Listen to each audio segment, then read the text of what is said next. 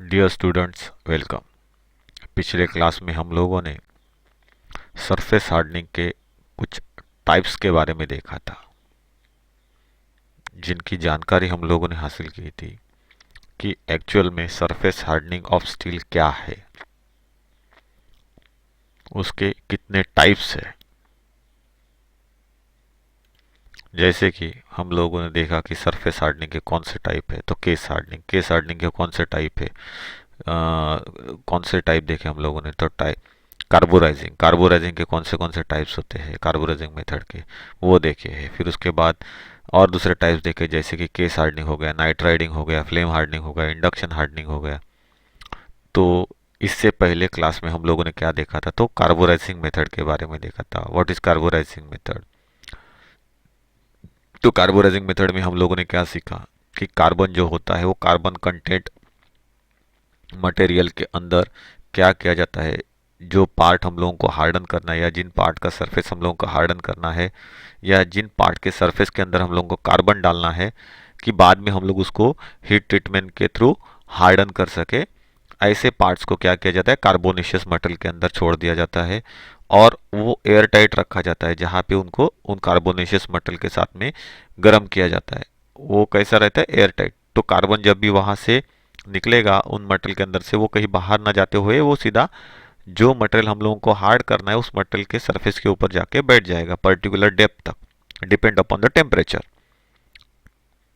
सो अगर हम लोग बात करेंगे तो उसके अंदर क्या होता है, कार्बोराइजिंग मेथड के अंदर, कि हम लोग क्या करते हैं, उसको एक पर्टिकुलर डेप्थ तक क्या है, कार्बन का जो कंटेंट है वो डाल के उसको रख देते हैं। तो ये होने के बाद मेटल हार्ड नहीं होता है, उसके अंदर कार्बन की मात्रा जो होती है वो सरफेस के अंदर, जिसको हम लोग केस कहते हैं, उस केस के ऊपर क्या होते हैं, कार्बन की मात्रा बढ़ा दी जाती है। मतलब पर्टिकुलर डेप्थ तक सरफेस के अंदर वो कार्बन डाला जाता है। इसके बाद जैसे हम लोग हार्डनिंग और टेम्परिंग मेथड करते हैं, सेम मेथड उन कार्बोराइजिंग जो प्रोसेस है उसके अंदर करनी पड़ती है। मतलब क्या है, हम लोग कार्बोनेशियस मटेरियल जो है वो कार्बोनेशियस मटेरियल इस्तेमाल करते हैं और उसको, या जो जॉब हम लोग को हार्डन करना है उसका सरफेस भी हम लोग कैसे करते हैं, तो कार्बोराइज्ड करते हैं। मतलब क्या है, कार्बन युक्त तो वो सरफेस बनाते हैं और उसके बाद उसके ऊपर हार्डनिंग और टेम्परिंग ये मेथड होता है। तो इसमें से बहुत सारे टाइप्स हम लोगों ने देखे। आज हम लोगों को जो देखना है या सीखना है वो है नाइट राइडिंग के बारे में और दूसरे जो टाइप्स है उनके बारे में। तो चालू करते हैं नाइट राइडिंग के बारे में कि नाइट राइडिंग क्या है।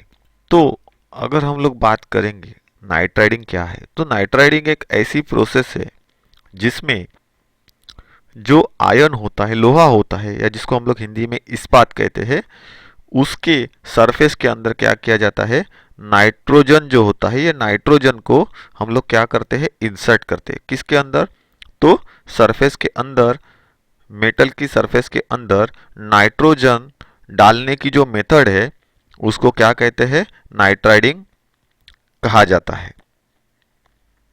तो जैसे इससे पहले जो प्रोसेस हम लोगों ने देखे उसके अंदर क्या होता है, कार्बन कंटेंट हम लोग बढ़ाते हैं, कार्बन की मात्रा बढ़ाते हैं और उसके लिए कार्बोनेशियस मटेरियल इस्तेमाल किया जाता है। नाइट राइडिंग में क्या होता है, यहाँ पे कार्बन की जगह पे, मतलब कार्बन का इस्तेमाल नहीं होता, तो कार्बन की जगह पे गैस का इस्तेमाल किया जाता है,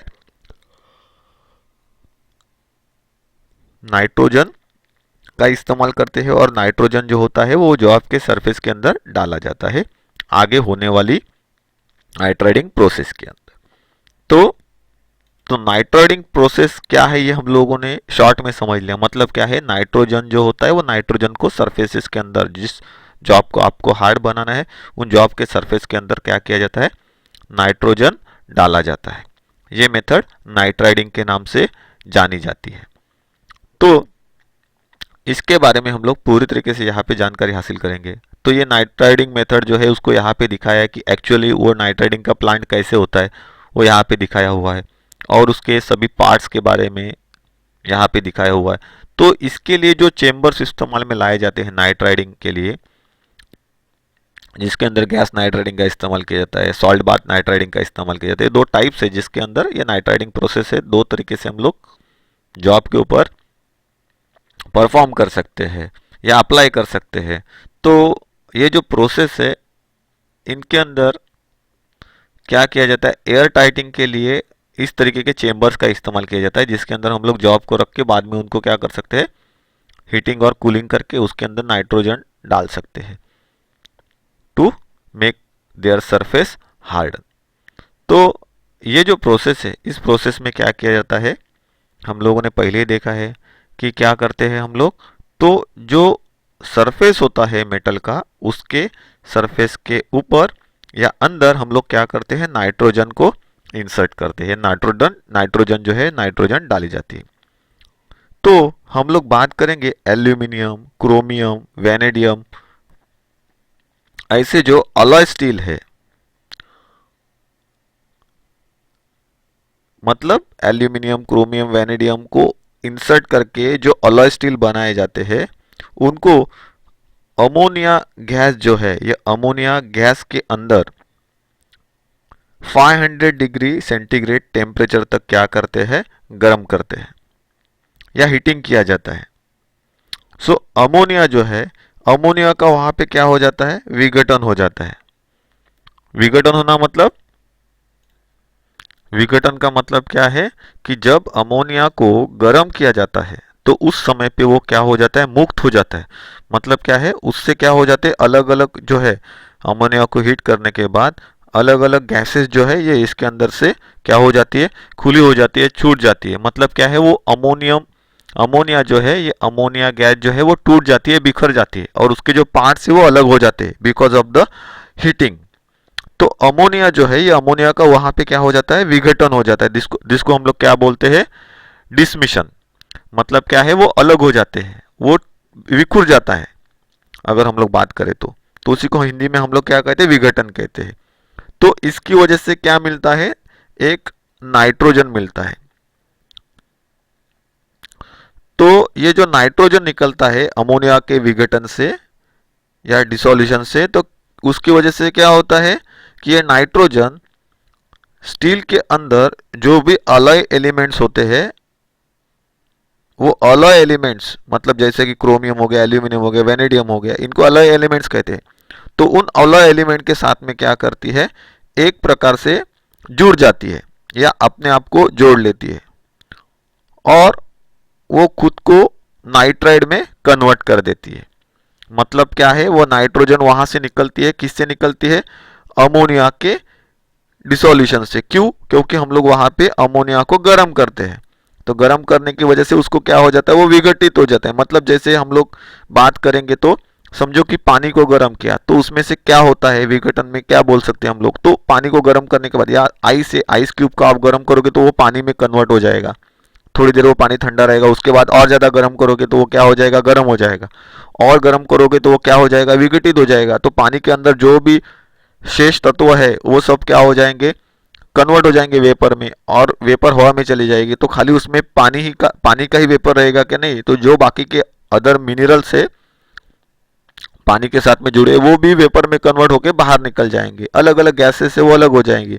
तो उसी तरीके से अमोनिया को ज़्यादा टेम्परेचर पे गर्म करने के बाद अप्रोक्सीमेटली 500 डिग्री टेम्परेचर तक गर्म करने पर क्या होता है कि वो विघटित हो जाती है, वो टूट जाती है, या उसके अंदर एक प्रकार से बदलाव जो आते हैं या वो दूसरे फॉर्म में जब चेंज हो जाती है। तो ऐसे फॉर्मेशन में जाते समय या चेंजेस होते समय हीट की वजह से उसमें क्या निकलता है, नाइट्रोजन निकलता है।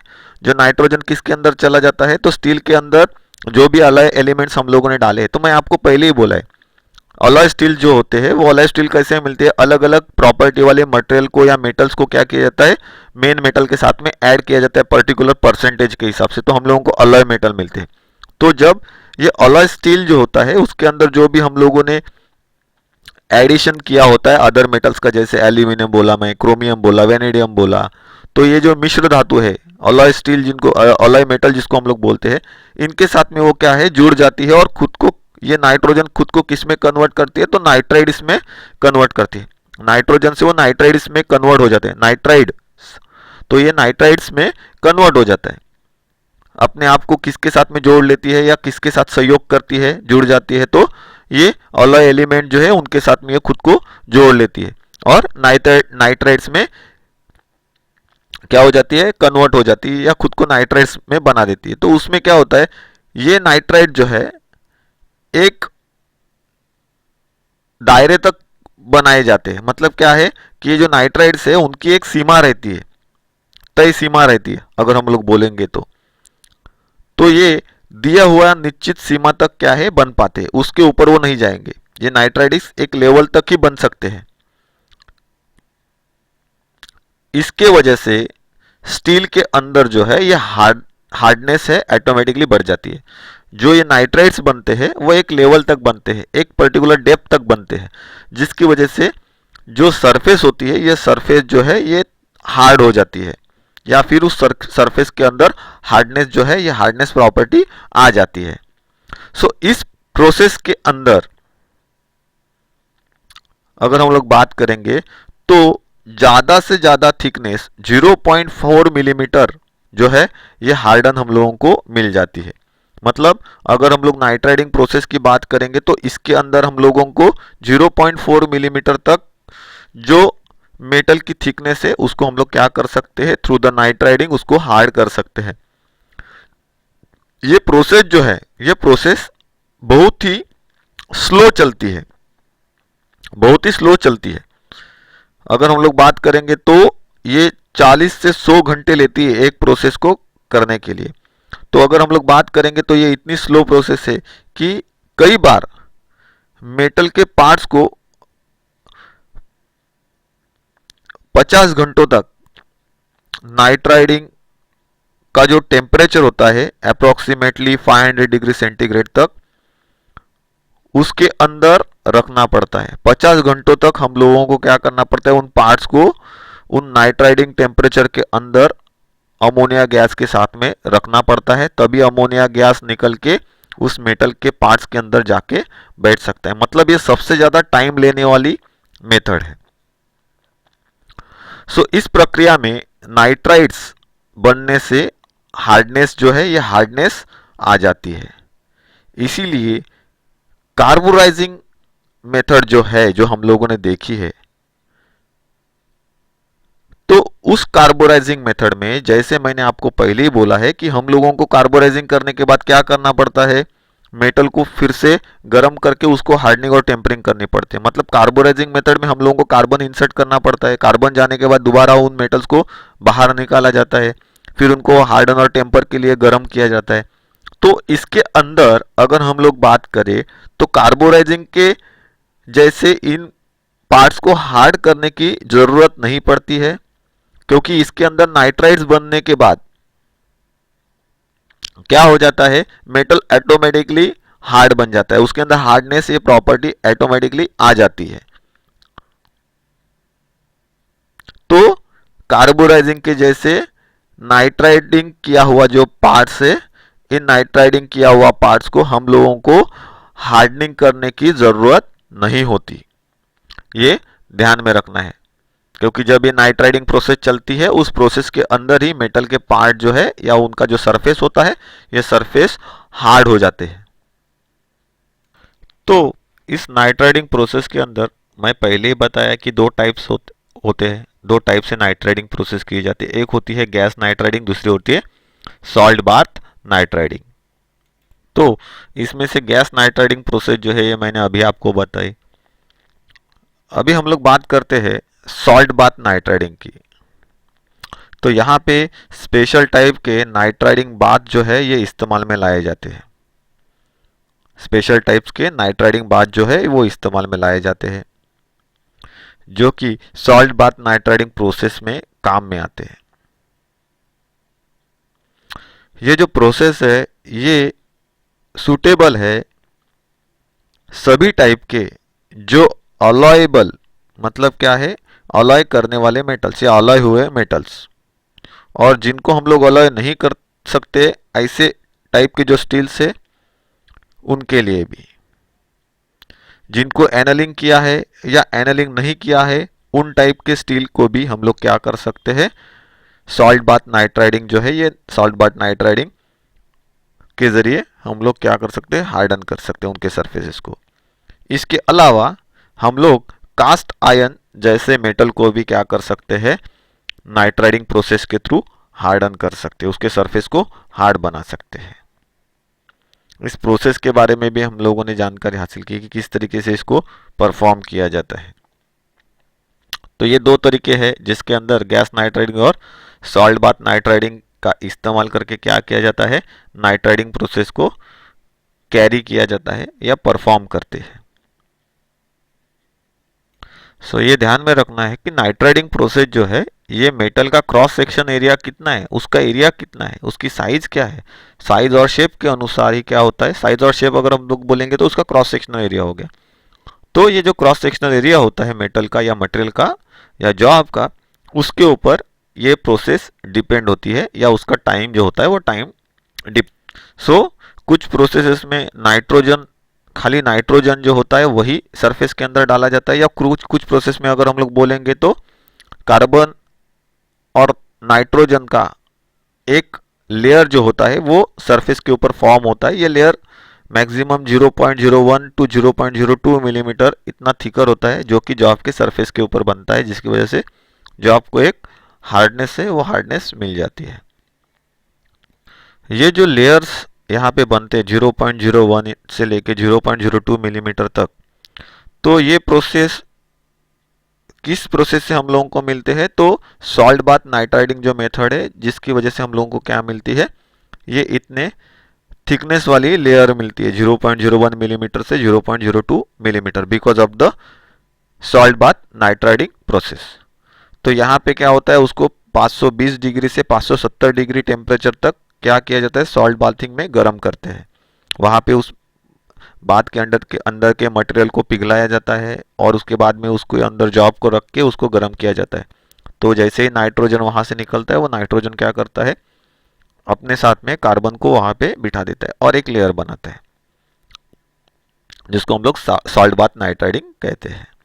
ये यहाँ हमेशा ध्यान में रखना है। तो अगर हम लोग कंपेयर करेंगे गैस नाइट्राइडिंग की और सॉल्ट बाथ नाइट्राइडिंग की, तो ये ध्यान में रखना है कि जो गैस नाइट्राइडिंग होता है ये सॉल्ट बाथ नाइट्राइडिंग से बहुत ज़्यादा या अच्छा स्ट्रॉन्गर सरफेस पैदा कर सकता है कंपेरेटिवली सॉल्ट बाथ नाइट्राइडिंग। अगर हम लोग बोलेंगे तो गैस नाइट्राइडिंग कैसी है, सबसे अच्छी है सॉल्ट बाथ नाइट्राइडिंग से, क्योंकि उससे बनाया गया जो सरफेस जो होता है उसकी डेप्थ और हार्डनेस जो होती है ये सॉल्ट बाथ नाइट्राइडिंग से किए हुए प्रोसेस से अच्छी मिलती है।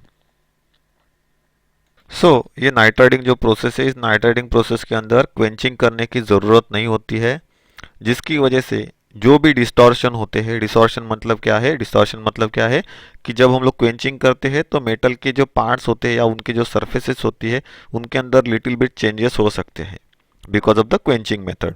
तो यहाँ पे वो क्वेंचिंग मेथड करने की ज़रूरत नहीं है, तो डिस्टॉर्शन जो होते हैं वो डिस्टॉर्शन आने के चांसेस नहीं होते। इसके लिए ये उसका एक बेनिफिट है गैस नाइट्राइडिंग का, या हम लोग बोलेंगे तो सॉल्ट बाथ नाइट्राइडिंग का, क्योंकि वहाँ पे क्वेंचिंग करने की ज़रूरत नहीं होती है, इस प्रोसेस के अंदर ही मेटल हार्ड हो जाता है। अगर यहाँ पे दूसरा एडवांटेज अगर हम लोग बताए तो ये हो सकता है कि इस प्रोसेस के अंदर पार्ट जो है उन पार्ट्स को क्रिटिकल टेम्परेचर तक गर्म करने की ज़रूरत नहीं होती है।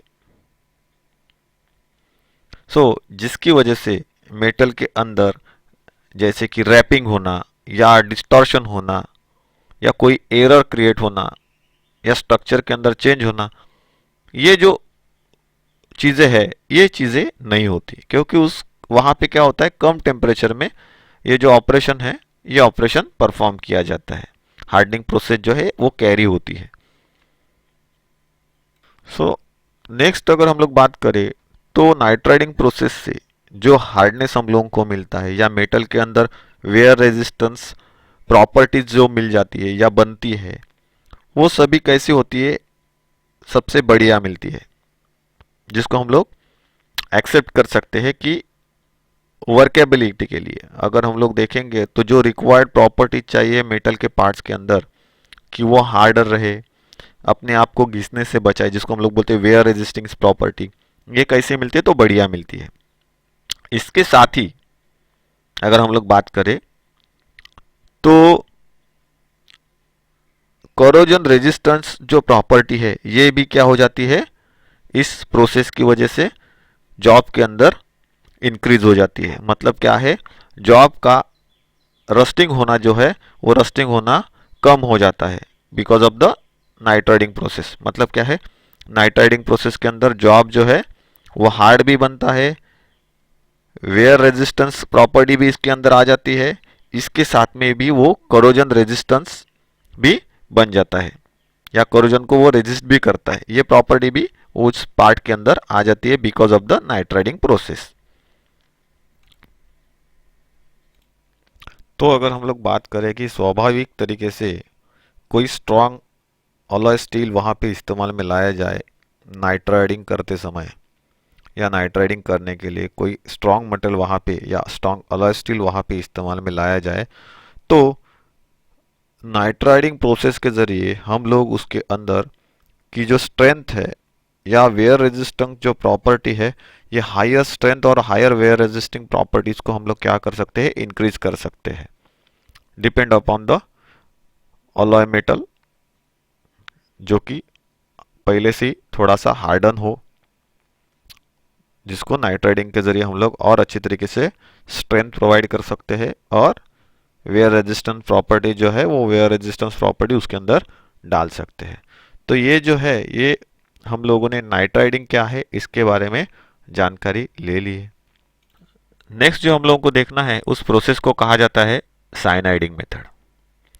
तो साइनाइडिंग मेथड जो है ये साइनाइडिंग मेथड के द्वारा या इस प्रोसेस के द्वारा लो कार्बन स्टील या फिर मीडियम कार्बन स्टील को हार्ड किया जाता है।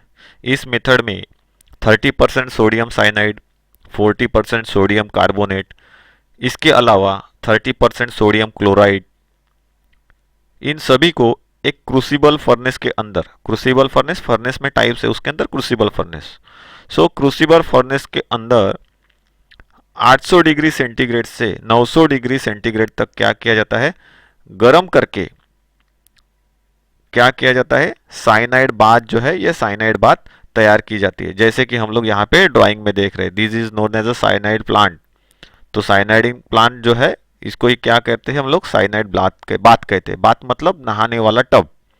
तो ये टब जैसा बना हुआ है इसीलिए उसको साइनाइड बाथ कहते हैं। अभी ये प्लांट है इसीलिए वो प्लांट कहा गया है, लेकिन यहाँ पे एज अ बाथ के तौर पे या टब के तौर पे वहां पे वो सभी बड़े बड़े बर्तन जो है वो काम कर रहे हैं। तो इस बात के अंदर क्या किया जाता है, एक निश्चित समय तक उन स्टील के पार्ट्स को तारों के द्वारा बांध दिया जाता है और इस बात के अंदर टोकरी में रखा जाता है। मतलब एक मेटल की टोकरी है जो जिसके ऊपर कोई असर नहीं होगा किसी भी केमिकल का या किसी एसिड्स का। तो उसके अंदर क्या किया जाता है, इन सभी पार्ट्स को रखा जाता है जो कि आजू बाजू ना हो, एक ही जगह पे रहे। इसीलिए उनको क्या किया जाता है, वायर से बांध के उस बर्तन के अंदर या टोकरी जैसी जो चीज होती है जो मेटल से बनी हुई उसके अंदर रखा जाता है। और उस साइनाइड बाथ के अंदर क्या किया जाता है, एक निश्चित समय तक छोड़ के उसको गर्म करते हैं। इसके बाद ये जो बाथ होता है या जो बड़ा सा बर्तन यहाँ पे हम लोग देख रहे हैं, इसके अंदर जो भी मटेरियल हम लोगों ने डाला हुआ रहता है और उसको बाद में हीटिंग किया हुआ रहता है, उसको वहां से बाथ के अंदर से निकाला जाता है और फिर उसको पानी या फिर ऑयल के अंदर क्या करते हैं, डुबोते, जिसको हम लोग क्या बोलते हैं, क्वेंचिंग। अभी ये साइनाइडिंग जो मेथड है उसके अंदर क्वेंचिंग होता है, ठंडा करने की प्रोसेस। तो उसको कहाँ पे करते हैं, पानी के अंदर डालते हैं या फिर तेल के अंदर या ऑयल के अंदर हम लोग क्या करते हैं, क्वेंचिंग करते हैं। तो साइनाइडिंग में जो हार्डनेस होती है यह हार्डनेस दो प्रकार से मिलती है। पहले कि नाइट्राइड कंपाउंड जो होते हैं जिसके अंदर नाइट्रोजन होता है, ऐसे मटेरियल, वो जो नाइट्राइडिंग कंपाउंड जो है उन नाइट्राइड कंपाउंड से या नाइट्राइड कंपाउंड जो होते हैं जिसके अंदर नाइट्रोजन बनता है जिसकी वजह से ये वेपर्स उठते हैं, इनके बनने से मेटल का सरफेस जो है ये हार्ड हो जाता है या उसके अंदर हार्डनेस आ जाती है। और दूसरा जो तरीका है उसके अंदर जो सरफेस होता है या जॉब की जो सतह होती है उसमें कार्बन का परसेंट जो है, ये कार्बन परसेंट बढ़ने से और उसके बाद हीट ट्रीटमेंट प्रोसेस करने के बाद उसके अंदर हार्डनेस आ जाती है। मतलब ये दो तरीकों से उसके अंदर क्या है, हार्डनेस आती है। मतलब क्या है कि जो मटेरियल उसके साथ में डाल के प्रोसेस की जाती है, जैसे कि हो गया सोडियम क्लोराइड हो गया, सोडियम साइनाइड हो गया, सोडियम कार्बोनेट हो गया, तो इसके अंदर से क्या निकलता है, नाइट्रोजन भी निकलता है और कार्बन भी निकलता है। तो नाइट्रोजन की वजह से क्या होता है, वो ऑलरेडी हार्ड हो जाता है, लेकिन कार्बन भी जाके वो सरफेस के अंदर बैठ जाता है, जिसकी वजह से उसको दोबारा अगर हम लोग हीट ट्रीटमेंट करें और उसको हार्डनेस को बढ़ाने के लिए छोड़ दिया जाए, या हार्डनेस बढ़ाने की जो हीट ट्रीटमेंट की प्रोसेस है उसको हम लोग दोबारा उस मटेरियल के ऊपर करें, तो वो और ज़्यादा क्या हो जाएगा, हार्ड हो जाएगा, या उसके अंदर हार्डनेस और ज़्यादा बढ़ जाएगी। तो ये दो तरीके से हम लोगों को जो है हार्डनेस मिल जाती है।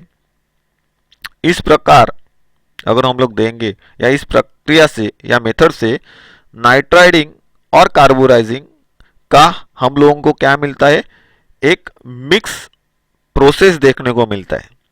इस मेथड के अंदर जो साइनाइडिंग मेथड है, इसके अंदर हम लोगों को नाइट्राइडिंग और कार्बोराइजिंग इन दोनों का क्या मिलता है, एक मिक्स ऐसा प्रोसेस देखने को मिलता है, या असर देखने को मिलता है, या ये जो असर है वो जॉब के ऊपर रह जाता है। इस मेथड के जरिए हम लोग 0.25 मिलीमीटर डेप्थ तक जॉब को क्या कर सकते हैं, या जॉब के सरफेस को, जिसको हम लोग केस बोलते हैं, उस केस के डेप्थ को क्या कर सकते हैं, 0.25 मिलीमीटर तक हार्ड कर सकते हैं। तो इस मेथड के जरिए हम लोगों को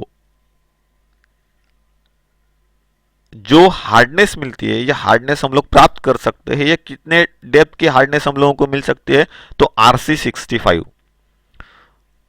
जिसको हम लोग रॉकवेल हार्डनेस टेस्ट के द्वारा अगर चेक करेंगे तो ये हार्डनेस कितनी मिलती है, तो RC65 इतनी क्या मिलती है, हार्डनेस हम लोगों को सरफेस की मिल सकती है थ्रू दिस प्रोसेस।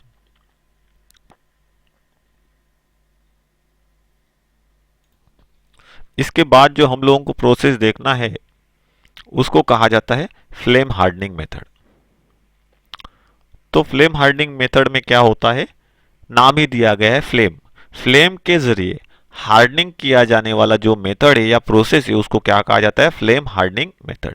अभी इसमें ध्यान में रखना है ये फ्लेम कौन से है और किस तरीके से इनको परफॉर्म किया जाता है, ये भी हम लोगों को यहाँ पे समझना है और सीखना है। तो अगर हम लोग बात करें कि ये जो मेथड है, इस मेथड से या इस मेथड के द्वारा हम लोग केवल 0.35% से 0.7% कार्बन वाली जो स्टील होती है, मतलब जिस स्टील के अंदर 0.35% से 0.7% कार्बन है, ऐसी स्टील के जो भी पार्ट्स होते हैं उन पार्ट्स को हम लोग क्या कर सकते हैं, केस हार्डनिंग कर सकते हैं।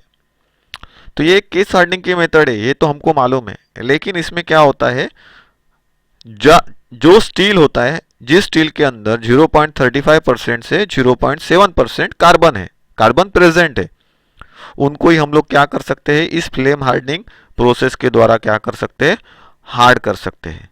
इस प्रोसेस में स्पेशली अगर हम लोग देखेंगे तो एक खास प्रकार के क्या होते हैं, बर्नर बने हुए रहते हैं, जैसे कि यहाँ पे वो ड्राइंग में हम लोग देख रहे हैं।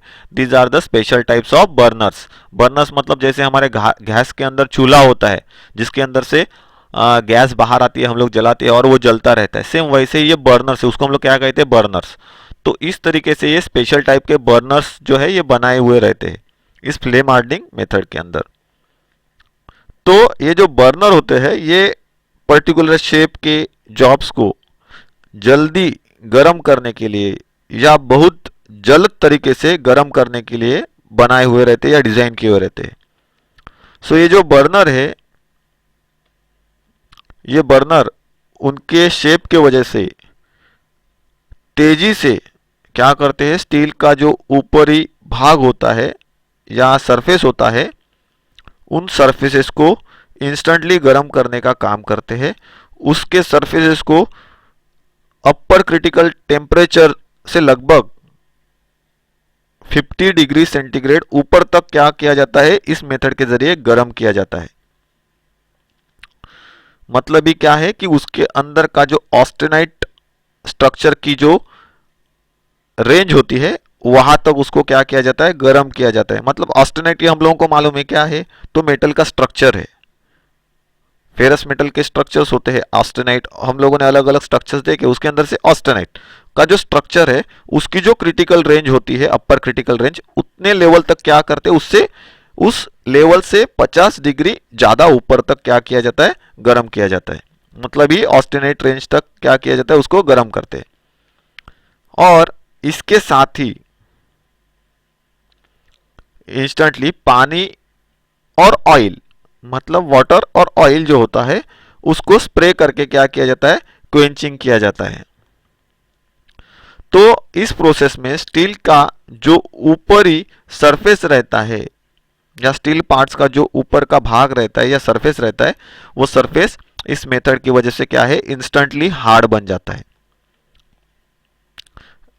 तो अगर हम लोग बात करेंगे उस मेटल के कोर की, मतलब अंदरूनी सरफेस की, जिसको हम लोग कोर बोलते हैं, तो जो कोर होती है वो हमेशा कैसे रहती है, सॉफ्ट रहती है, मतलब मुलायम रहती है, और उसके अंदर टफनेस बनी हुई रहती है। मतलब क्या है, ऊपरी सरफेस जहां पे ये प्रोसेस की गई है वो हार्ड बना रहेगा, और अंदरूनी सरफेस जो है या अंदरूनी स्ट्रक्चर जो है वो सॉफ्ट और टफ बना रहेगा।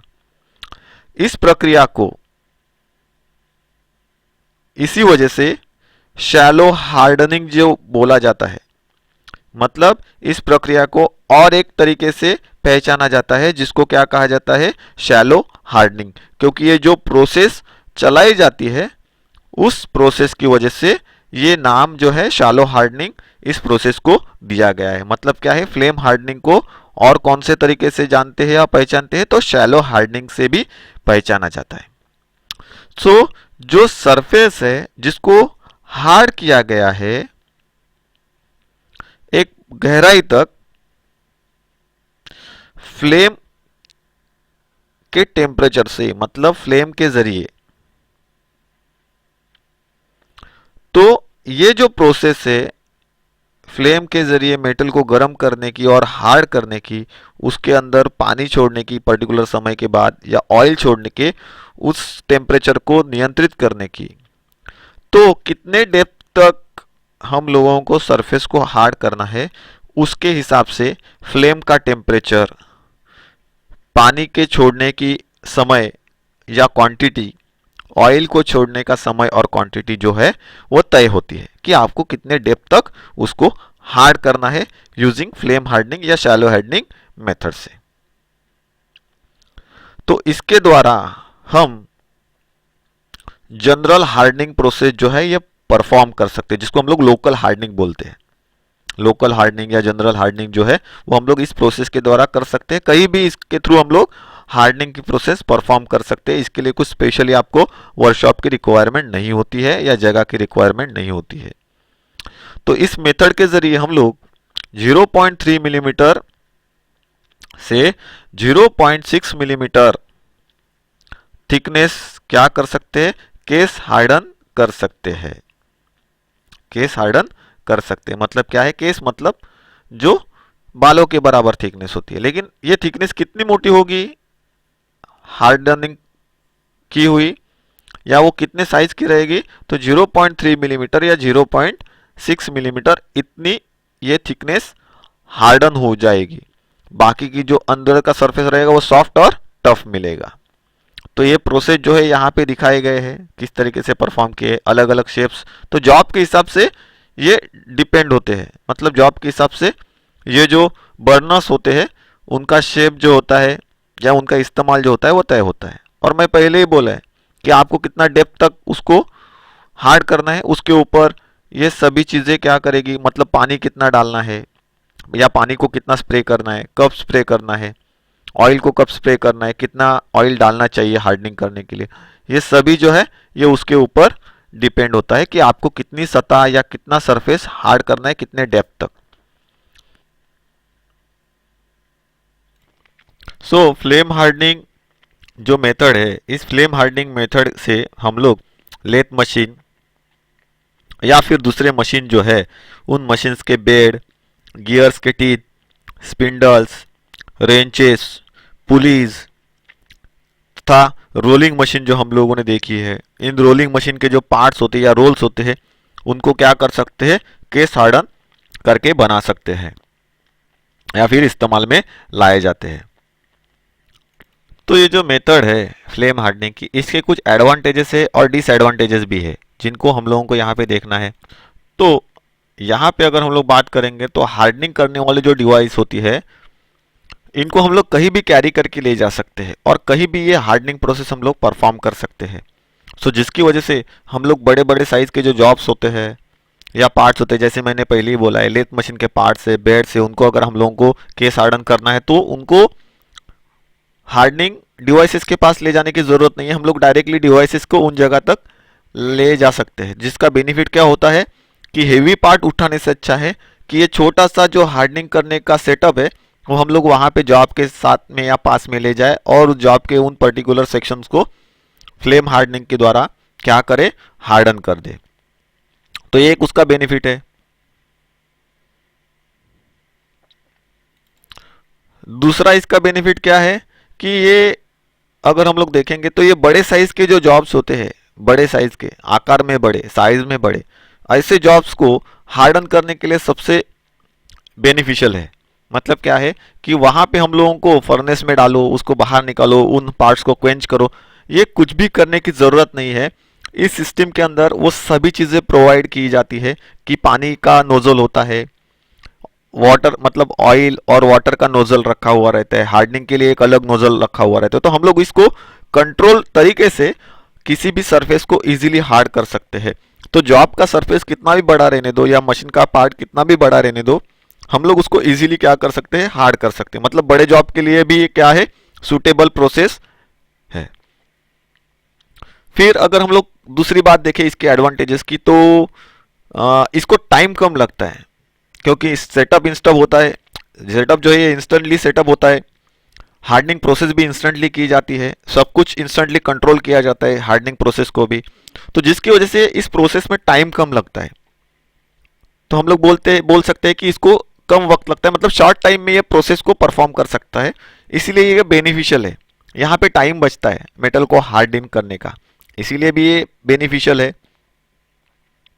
फिर इसके अंदर हम लोग डेप्थ की हार्डनेस को कंट्रोल कर सकते हैं और इसके जरिए ज़्यादा से ज़्यादा डेप्थ को हम लोग हार्डन कर सकते हैं। मतलब डेप्थ की हार्डनिंग को कंट्रोल करना और ज़्यादा से ज़्यादा डेप्थ को हार्डन करना, ये दोनों इसके थ्रू हम लोग अचीव कर सकते हैं, पा सकते हैं, जिसकी वजह से ये इंडस्ट्री में बहुत ज़्यादा इस्तेमाल में लाई जाती है।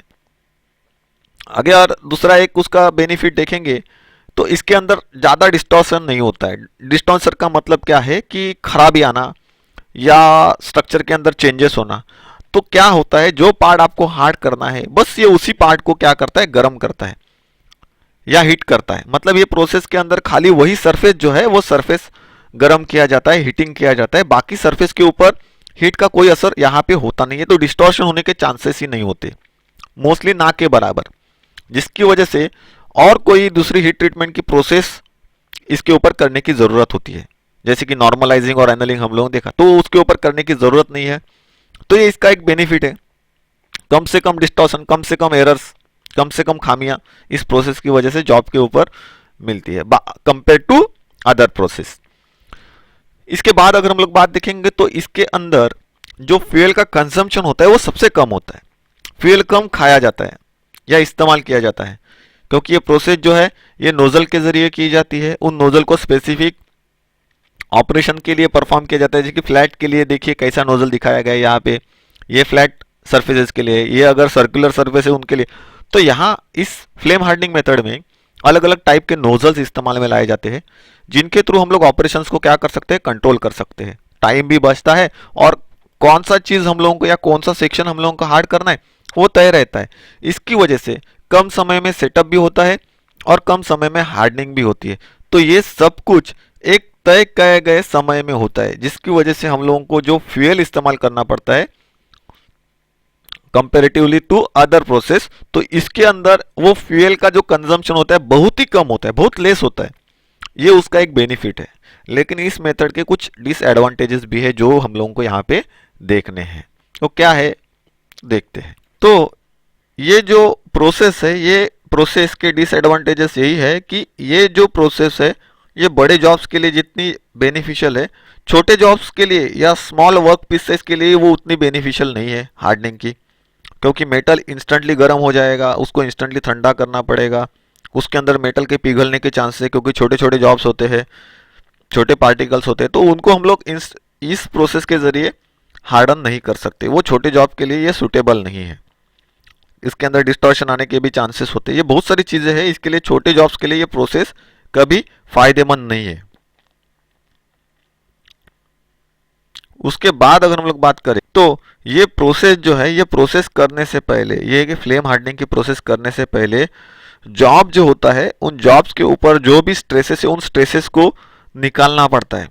अगर हम लोग स्ट्रेसेस ना निकाले और जॉब को हार्डन करने के लिए ले जाए या फ्लेम हार्डनिंग के लिए ले जाए तो उनके अंदर बहुत सारे डिस्टॉर्शंस क्रिएट हो सकते हैं। तो ये एक उसका डिसएडवांटेजेस है फ्लेम हार्डनिंग का, कि अगर हम लोगों को किसी जॉब को हार्डन करना है तो उसके अंदर के डिस्टॉर्शन जो होते हैं या स्ट्रेसेस जो होती है, उन स्ट्रेसेस को पहले क्या करना है, पूरी तरीके से निकाल डालना है। उसके बाद उसको हम लोग क्या कर सकते हैं, तो फ्लेम हार्डन कर सकते हैं। तो फ्लेम हार्डनिंग मेथड क्या है ये हम लोगों ने यहां पे देख लिया है। नेक्स्ट हम लोगों को जिसके बारे में सीखना है वो क्या है, तो induction hardening method. Induction hardening method के बारे में हम लोगों को सीखना है,